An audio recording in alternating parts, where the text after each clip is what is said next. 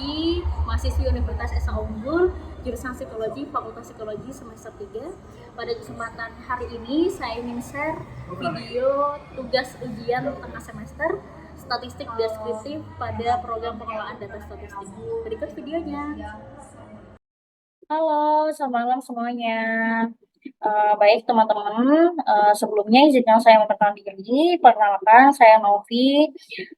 Saya mahasiswi dari Universitas Esa Unggul, Kampus Citraraya, Tangerang. Jurusan Psikologi, Fakultas Psikologi semester 3.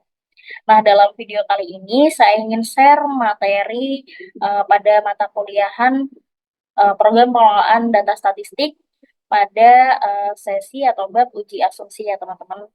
Nah, video ini dalam rangka untuk memenuhi tugas ujian tengah semester Fakultas Psikologi pada mata kuliah program pengelolaan data statistik. Baik teman-teman, sebelumnya saya ucapkan terima kasih banyak dan yang terhormat untuk dosen saya, Pak Denny Surya Saputra, yang telah memberikan kesempatan untuk saya dalam nge-share materi bab uji asumsi pada program pengelolaan data statistik. Oke, teman-teman, kita langsung mulai aja ya.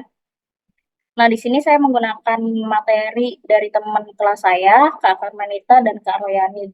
Di sini saya sebelumnya sudah izin untuk memakai PowerPoint atau materi uji asumsi dari teman saya. Nah, di sini nanti saya akan sedikit disclaimer terkait kota Padang ya teman-teman ya di sini. Oke, kita lanjut aja. Nah, sebelum kita masuk ke uji asumsi, kita harus tahu dulu nih uji asumsi itu apa, terus kegunaannya untuk apa, dan tujuannya untuk apa. Gitu. Nah, perlu diketahui ya teman-teman, pada program pengelolaan data statistik itu kita diperlukan menggunakan aplikasi SPSS gitu. Jadi pastikan teman-teman itu udah install, udah punya aplikasi SPSS tersebut gitu. Nah, biasanya itu kita menggunakan data gitu ya, atau tabulasi data yang berbentuk Excel gitu ya, yang nanti kita akan masukkan tuh ke dalam aplikasi SPSS itu sendiri, gitu ya teman-teman. Nah, uji asumsi itu apa sih? Ini adalah di sini dijelaskan bahwa uji asumsi adalah teknik statistik parametrik menghendaki data yang diperoleh merupakan hasil pengambilan data secara random atau acak ya. Bila data telah diambil secara random, maka masih ada beberapa asumsi yang seharusnya dipenuhi sebelum melakukan analisis dengan teknik statistik parametrik, yaitu sebagai berikut. Oke, teman-teman, sebelum masuk ke uji asumsi, teman-teman tahu nggak kalau statistik itu terbagi menjadi dua ya teman-teman ya, parametrik dan non parametrik. Nah, bedanya apa sih? Kalau uji parametrik, kalau statistik parametrik, sorry, itu ilmu statistik yang mempertimbangkan jenis sebaran atau distribusi data. Ini dia, misalnya di parametrik itu kita melihat apakah data ini menyebar secara normal atau tidak, gitu. Nah, sedangkan non-parametrik itu ilmu statistik yang tidak mempertimbangkan asumsi-asumsi yang melandasi penggunaan metode statistik parametrik, terutama yang berkaitan dengan sampel terdistribusi normal dan homogen. Jadi gini ibaratnya, di statistik itu kan ada uji normalitas, uji homogenitas, terus uji linearitas gitu ya teman-teman. Nah, di statistik parametrik itu harus menggunakan uji normalitas dan uji homogenitas. Jadi pada uji normalitas dan homogenitas itu adalah uji prasyarat sebelum menggunakan statistik parametrik gitu. Jika uji prasyarat itu tidak terpenuhi, maka kita bisa menggunakan statistik non parametrik gitu ya teman-teman. Jadi kita itu awal itu menggunakan statistik parametrik Tapi ada prasyaratnya nih, harus menggunakan uji normalitas sama homogenitas. Tapi kalau misal di antara dua itu tidak terpenuhi gitu, misal nih, eh misalkan uji normalitasnya tidak terpenuhi gitu kan, tapi uji homogenitasnya terpenuhi. Pokoknya dari salah satu dua itu tidak terpenuhi, maka baru tuh kita menggunakan uji non parametrik gitu teman-teman. Oke, kita lanjut ya teman-teman. Nah, tadi kan udah saya spill ya bahwa di awal itu nanti saya akan sedikit intermezzo mengenai Kota Padang gitu. Kota Padang di sini dijelaskan sedikit sejarah tentang Kota Padang itu sendiri. Padang atau kota kuno yang terletak di Sumatera Barat telah memainkan peran penting dalam sejarah perdagangan dan budaya Indonesia. Dari zaman prasejarah hingga masa kolonial Belanda, Padang menjadi pusat perdagangan rempah-rempah, terutama lada, serta menjadi tempat di mana berbagai kerajaan kecil berkuasa.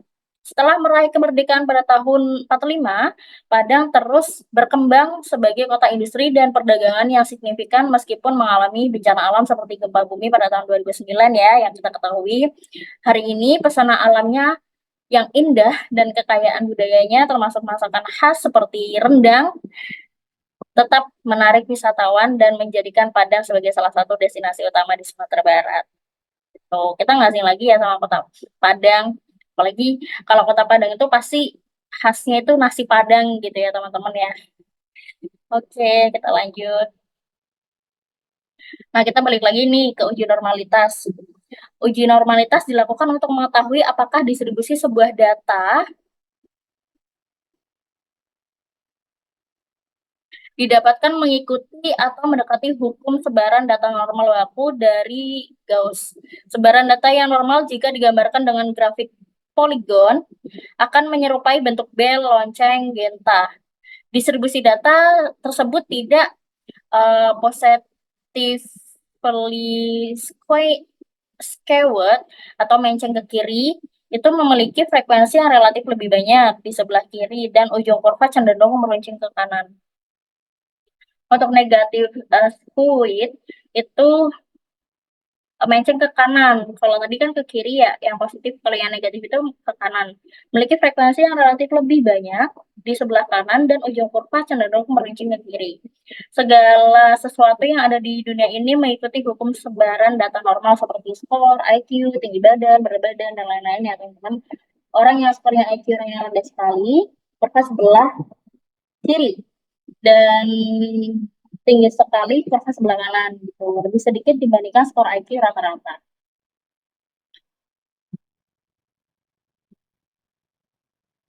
Nah, yang pertama kita menggunakan menu satu sampel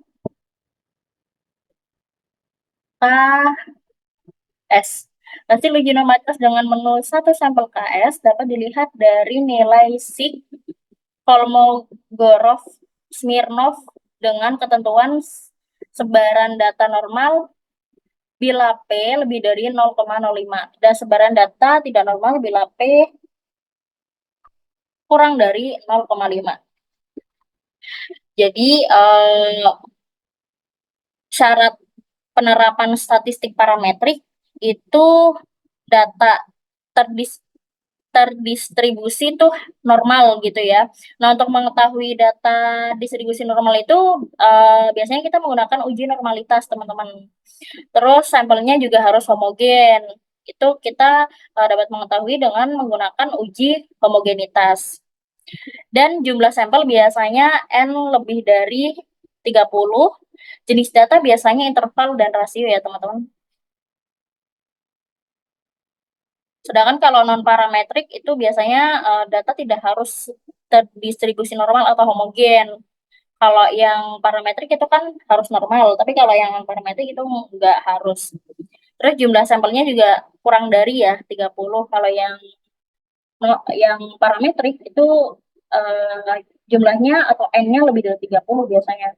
Terus jenis data itu nominal dan ordinal ya teman-teman.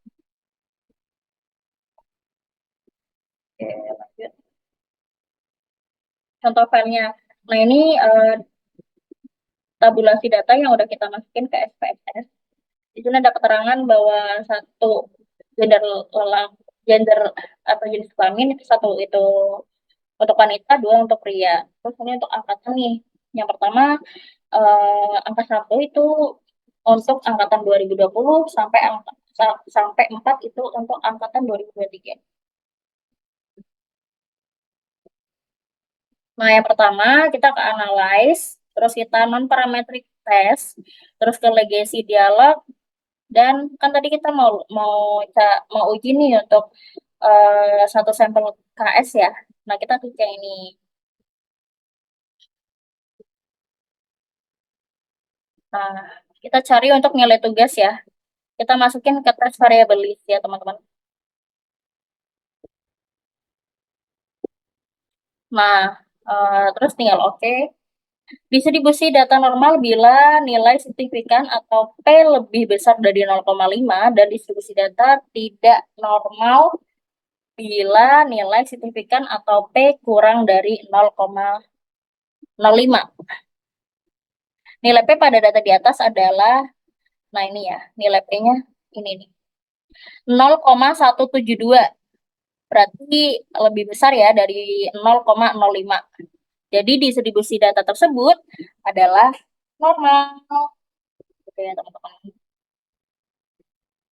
Nah ini lihatnya di sini ya teman-teman. Oke lanjut. Nah kita balik lagi nih ke Kota Padang. Kota Padang terkenal dengan tari piring ya teman-teman. Tari piring ini adalah salah satu tarian tradisional Minangkabau yang sangat terkenal di Indonesia. Tarian ini melibatkan gerakan yang anggun dan penuh makna, di mana penari biasanya itu membawa piring logam dalam kedua tangannya. Terus dengan gerakan-gerakan yang dilakukan oleh para penari menggambarkan berbagai aktivitas sehari-hari seperti mengembala atau memanen padi. Di sini dijelaskan ya sambil menampilkan keterampilan dalam memegang dan memutar piring tanpa menjatuhkannya. Jadi nggak jatuh nih piringnya. Tari piring tidak hanya menjadi bagian penting dari budaya Minangkabau, tapi juga telah menjadi simbol dari kekayaan seni dan tradisi Indonesia yang kaya.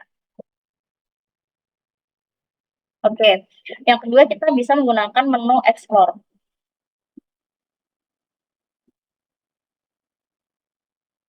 Kalau untuk diuji asumsi parametrik itu yang uji normalitas itu kita bisa menggunakan uji Lilie Force, terus Kolmogorov, Smirnov biasanya, terus Chi-square sama Kiplout.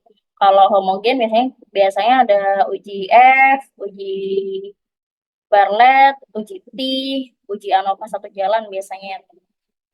Nah, ini menu explore hasil uji normalitas dengan menggunakan menu explore dapat dilihat dari perbandingan nilai rasio skewness dan rasio kurtosis sebaran data normal bila nilai berada di antara nilai min 2 sampai dengan plus 2. Nilai SIG dari Kolmogorov, Smirnov, dan atau kita sebut Shapiro-Wilk sebaran data normal itu jika P lebih dari 0,5 ya, kayak tadi P-nya hasilnya normal karena lebih dari 0,5 dan sebaran data tidak normal bila P kurang dari 0,5.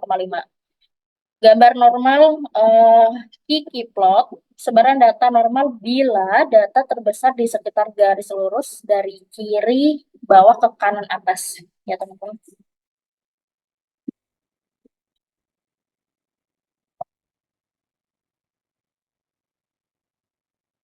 Kita masuk ke analyze lagi, analyze, terus kita masuk ke deskriptif statistik dan explore sesuai yang mau kita uji ya teman-teman ya.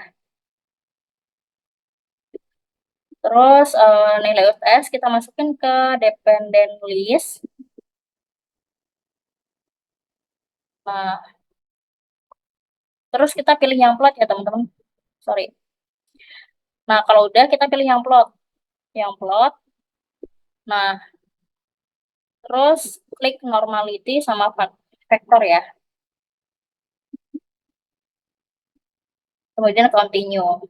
Nih ya teman-teman ya, perbandingan rasio Qness dan rasio kurtosis. Rasio Qness 0,118, ini yang Qness ya teman-teman, itu 0,118 atau 0,512 ya. Tadi yang ini berada pada -2 sampai dengan +2 kan, itu berarti data normal ya teman-teman. Nah, untuk rasio kurtosis itu -1,330 atau 0,992 ya. Berada pada -2 sampai dengan +2 berarti data normal. Ya kan? Sesuai sama yang tadi nih. Nah, ini ya teman-teman ya. Bila nilai berada antara nilai -2 sampai dengan +2. Kalau kolmograf itu bila P lebih dari 0,05 itu normal, kalau terminal kurang dari 0,05. Nah, Sapiro 0,01 0,134 ya teman-teman. 0,134 itu lebih dari 0,05. Jadi distribusi data adalah normal ya teman-teman. Nah, ini normal PV plot atau nilai atas. Biasanya itu ini titik-titiknya ini itu mengikuti garis ini teman-teman. Ini dikatakan normal ya teman-teman.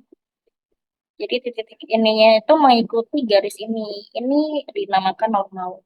Pada gambar QQ plot terlihat ada garis lurus ke kiri, dari kiri ke atas ya teman-teman. Jika suatu distribusi data normal, maka data akan tersebar di sekeliling garis. Terlihat memang data tersebut di sekeliling garis, jadi dapat disebutkan bahwa distribusi itu normal. Itu ya teman-teman. Biasanya juga bisa pakai biasanya diagram batang. Diagram batangnya itu kayak kerucut ke bawah kayak gini. Itu juga normal. Kerucut kayak gini loh teman-teman. Nah, ini juga normal biasanya. Nah, kita balik lagi ke Padang. Padang ini terkenal di Masjid Raya, teman-teman. Masjid Raya Padang. Yang gede banget. Masjid Raya di Provinsi Sumatera Barat yang pernah di Jalan Catip Sulaiman, Kecamatan Padang Utara, Kota Padang yang memiliki luas sekitar 4.430. Bayangkan itu selebar apa ya teman-teman. Diawali peletakan batu pertama pada 2007. Pembangunannya tuntas pada 2019 dengan total biaya segitulah ya teman, kurang lebih 330 miliar. Sebagian besar berasal dari APBD Sumatera Barat. Pengerjaan dilakukan secara bertahap karena keterbatasan anggaran dan provinsi. Kita lanjut ke uji homogenitas. Teman-teman, tadi kan di awal saya sempat ngejelasin bahwa statistik itu menggunakan dua, parametrik dan non parametrik. Nah, untuk parametrik itu prasyaratnya harus menggunakan uji normalitas sama homogenitas ya teman-teman ya. Jika ini sebagai uji prasyarat sebelum kita menggunakan statistik parametrik. Tapi kalau salah satu dari normalitas atau homogenitas itu tidak terpenuhi, maka kita baru itu menggunakan statistik non parametrik. Nah, ini uji homogenitas. Uji homogenitas dilakukan untuk mengetahui apakah variabel antara kelompok yang diuji berbeda atau tidak. Variasinya homogen. Tidak, variasinya homogen. Data yang diharapkan adalah homogen, teman-teman. Uji homogenitas menggunakan menu ANOVA. Hasil uji homogenitas dapat dilihat dari nilai stick level Leven dengan ketentuan data homogen bila P lebih dari 0,5 dan tidak homogen bila P kurang dari 0,5.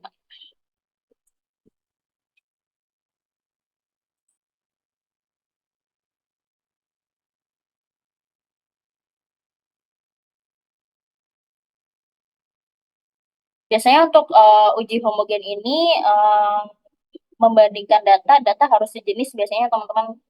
Terus dilakukan untuk melihat sampel berasal dari varian yang homogen. Diperlukan seluruh sampel atau variabel ya teman-teman. Kalau untuk uji homogen. Nah, kita lah masuk ke analyze, compare mean, one way ANOVA. Tadi kan pakainya ANOVA ya teman-teman ya. Nah, uji homogenitas menggunakan model ANOVA.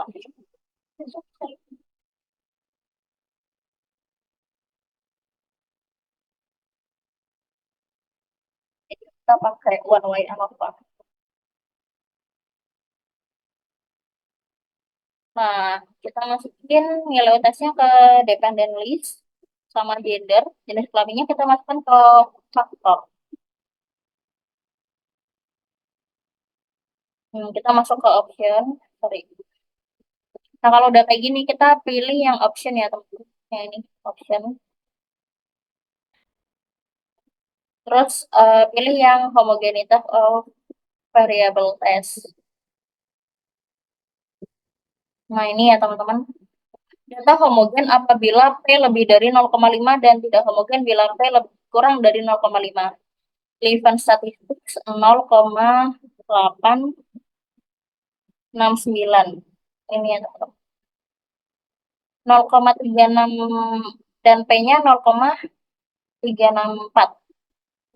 Itu lebih besar ya daripada 0,5 data homogen. Jadi ini terpenuhi ya teman-teman. Oke, uji normalitas dan homogenitas. Hasil uji normalitas dapat dilihat dari nilai sig dari Kolmogorov, Smirnov, dan Shapiro-Wilk. Sebaran data normal bila P lebih dari 0,5 dan sebaran data tidak normal bila P kurang dari 0,5. Gambar normal QQ plot. Sebaran data normal bila data tersebar sekitar garis lurus dari kiri, garis lurus kayak tadi, dari kiri ke atas, dari bawah ke atas, ya, diikuti dengan apa lingkaran-lingkaran kecil. Hasil uji homogenitas dapat dilihat dari nilai sig dari Levin. Data homogen bila P lebih dari 0,5 dan data tidak homogen bila P kurang dari 0,5. Kita masuk ke analyze, descriptive statistik, lanjut ke explore. Nah, kita masukin untuk nilai utasnya di dependent list, terus faktor list itu di gender. Kita pilih yang histogram ya teman-teman, normal, ini power estimation. Nah, ini ya teman-teman, kita oke atau continuous. Kolmogorov Smirnov. Untuk pria maupun wanita, nilai P adalah 0,125 dan 0,200 lebih dari 0,5.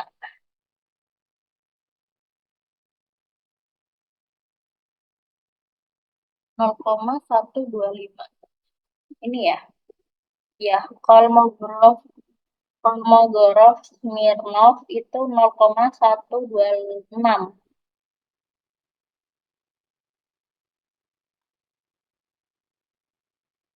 Tapi untuk ini dan 0,200 itu lebih dari 0,05 ya. Jadi dapat dikatakan bahwa distribusi data gender adalah normal ya teman-teman ya. Ini gendernya normal ya teman-teman. Karena P lebih dari 0,05. Shapiro-Wilk untuk pria maupun wanita nilai P itu 0,386 dan 0,730. Ini juga normal karena lebih dari 0,05. Gitu ya.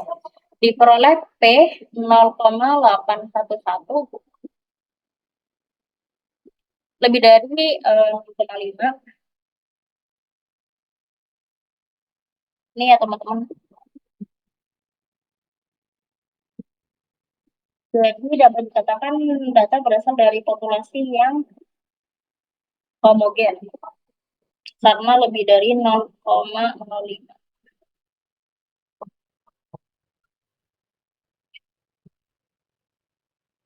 Nah, ini normal, ini juga normal ya teman-teman ya. Uji normalitas dengan plot. Quick plot, pada gambar quick plot untuk variabel tinggi baik untuk gender pria maupun wanita terlihat pada garis lurus dari kiri ke atas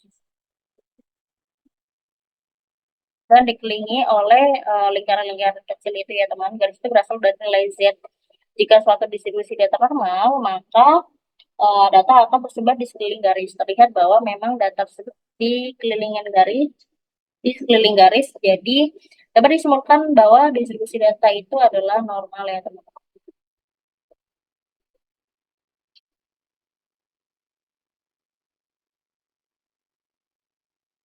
Nah, ini juga yang dead trend dead normal PV plot pada output ini ada gender pria dan wanita untuk mendeteksi pola-pola dari titik-titik yang bukan bagian dari kurva normal. Terlihat bahwa baik pada gender pria maupun wanita, sebagian besar data terpola di sekitar garis. Jadi dapat dikatakan bahwa distribusi adalah normal ya. Nah, kita balik lagi ke Kota Padang. Belum Abdul kalau semisal teman-teman nggak nyobain makanan khas Padang nih teman-teman, ada rendang, soto Padang, sate Padang, ayam pop. Tapi biasanya kita sering rendang atau enggak soto Padang gitu ya teman-teman. Sate Padang juga nih ada. Nah, rendang adalah masakan khas Minangkabau yang terbuat dari potongan daging yang dimasak dalam campuran rempah-rempah, santan kelapa, bumbu lainnya hingga mengental dan berwarna kecoklatan. Kalau soto Padang itu varian soto khas dari Padang, terkenal dengan kuah kental dan kaya rempah ya teman-teman. Benar-benar rempahnya tuh kerasa banget. Biasanya disajikan dengan potongan daging sapi, tauge, telur, mie, bawang goreng ya. Kalau sate Padang biasanya terkenal dengan kuah kacangnya yang kaya rasa dan daging yang lembut. Dagingnya tuh lembut banget ya. Sate ini biasanya disajikan dengan irisan bawang merah, tomat, dan kerupuk. Beda sate Padang itu sama sate yang biasa gitu ya. Itu beda banget. Karena biasanya sate Padang itu satu aromatik, terus ini lembut banget satenya. Itu favorit sih, salah satu favorit makanan aku. Nah, linearitas. Teman-teman, tadi kan saya di awal udah menjelaskan bahwa bahwa prasyarat dalam menggunakan parametrik itu kan harus menggunakan uji normalitas sama homogenitas. Tapi kalau semisal tidak terpenuhi, kita bisa menggunakan uji linearitas non parametrik ya teman-teman sebagai prasyarat analisis korelasi dan regresi biasanya. Jadi kalau untuk uji linearitas itu untuk mengetahui apakah variabel bebas X atau variabel terikat mempunyai hubungan linier gitu biasanya. Terus sebagai prasyarat sebelum analisis korelasi atau analisis regresi. Nah, di sini untuk mengetahui ini apakah hubungan antara variabel dependen yang bersifat linear atau garis lurus ya teman-teman. Jika hubungan tidak linear dapat dianalisis dengan teknik statistik parametrik, maka korelasi yang didapatkan bisa sangat rendah. Meskipun sebenarnya korelasinya bisa tinggi kalau teknik statistik parametriknya diganti dengan statistik non parametrik. Hasil uji linear dapat dilihat dari sig deviation from linearity dengan ketentuan bila P lebih dari 0,5 dan data tidak linear bila P kurang dari 0,5. Intinya kalau untuk uji linearitas itu biasanya intinya nih gini, untuk mengetahui apakah ada hubungan antara variabel bebas sama variabel terikat gitu ya teman-teman ya. Ada hubungannya nggak sih hubungan linearnya? Terus biasanya juga sebagai prasyarat sebelum analisis korelasi dan regresi biasanya teman-teman. Kita masuk ke analyze, terus compare mean, kita milih yang mean. Nah, nilai UTS-nya kita masukin ke dependent list, terus nilai UTS, udah. Nah, terus kita pilih mean ya teman-teman ya. Di mean kita pilih untuk median, median number of class sama standarnya kita masukin ke sel statistik.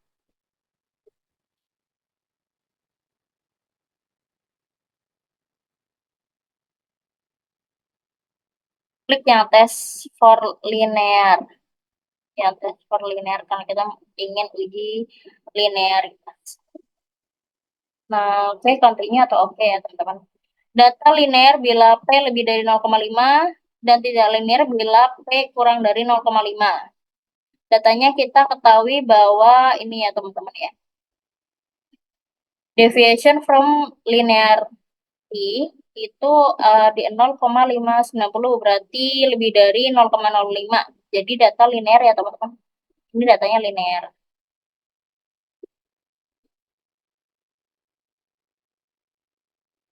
Uji multikolinearitas dilakukan untuk mengetahui apakah ada korelasi antara variabel independen pada model regresi. Korelasi antara variabel independen sebaiknya kecil, korelasi antara R kurang dari 0,8 lebih baik lagi kalau R itu kurang dari 0,5. Makin kecil korelasinya antara 4 atau variabel independen, makin baik untuk model regresi yang dipergunakan. Deteksi adanya multikolinearitas itu jika nilai R pangkat 2 sangat tinggi, tetapi secara sendiri-sendiri regresi antara variabel-variabel independen dengan dependen tidak signifikan. Korelasi antara variabel independen sangat tinggi di atas 0,80. Nah, teman-teman tahu nggak kalau di Padang itu ada jam gadang? Jam gadang adalah menara jam yang menjadi penanda atau ikonik kota Bukit Tinggi, Sumatera Barat. Menara jam ini menjulang setinggi 27 meter. Tinggi banget ya. Pembangunannya pada tahun 27 terdapat jam berukuran besar berdiameter 80 cm di 4 sisi menara sehingga dinamakan jam gadang. Sebutan bahasa Minangkabau yaitu jam gadang atau jam besar, teman-teman. Jam gadang menjadi lokasi peristiwa penting pada masa sekitar kemerdekaan Indonesia, seperti pengibaran bendera merah putih, demonstrasi nasi bungkus, dan pembunuhan 187 penduduk setempat oleh militer Indonesia atas tuduhan terlibat pemerintahan revolusioner Republik Indonesia pada tahun 59 ya teman-teman. Saat ini Jam Gadang menjelma menjadi objek wisata dengan perluasan taman di sekitarnya, teman-teman ya. Taman tersebut menjadi ruang interaksi masyarakat baik pada hari kerja maupun libur. Acara-acara yang sifatnya umum biasanya diselenggarakan di sini, teman-teman. Karena bersejarah ya, teman-teman ya. Oke, kita lanjut ke uji autokorelasi. Nah, di uji autokorelasi ini dilakukan untuk mengetahui apakah ada korelasi antara kesalahan pengganggu pada periode T dengan kesalahan pada periode T sebelumnya pada model regresi linear yang digunakan. Jika terjadi korelasi, maka dinamakan ada problem autokorelasi. Dalam model regresi yang baik adalah tidak terjadi autokorelasi. Uji homogenitas versus uji heteroskedastisitas. Uji homoskedastisitas dilakukan untuk mengetahui apakah sebuah data mempunyai variasi yang sama di antara data tersebut. Data yang diharapkan adalah data yang memiliki variasi sama dan disebut homoskedastis. kedastisitas. Sedangkan jika variasinya tidak sama, itu disebut hetero. Kalau homosedas itu variasinya sama ya teman-teman. Pokoknya kalau hetero itu tidak sama variasinya. Deteksi homoskedastisitas dan heteroskedastisitas itu ada dua, menggunakan uji Levene dan melihat grafik plot antara nilai prediksi variabel terikat dependen yaitu Zefred sumbu X dengan residualnya Shresit atau sumbu Y. Jika ada pola tertentu seperti titik-titik yang membentuk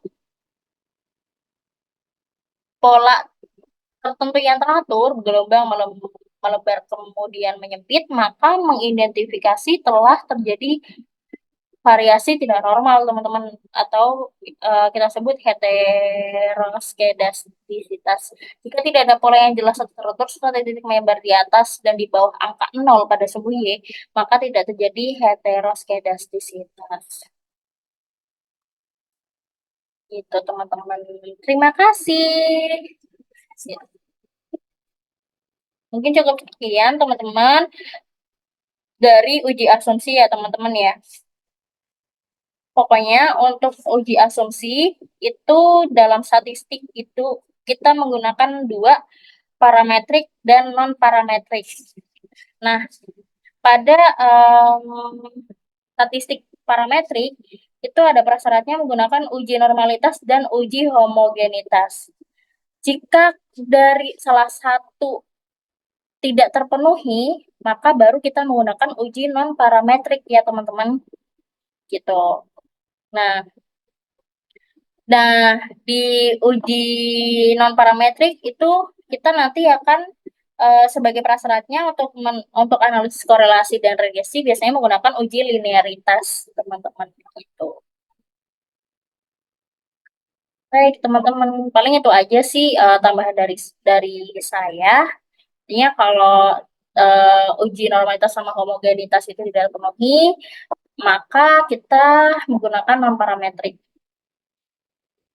Untuk non parametrik sendiri itu jika tidak terpenuhi entah itu salah satunya tidak terpenuhi gitu loh dari prasyarat itu, misalnya data normal tetapi sampelnya tidak homogen gitu, atau sebaliknya jika sampelnya homogen tapi datanya tidak normal, maka kita menggunakan non parametrik.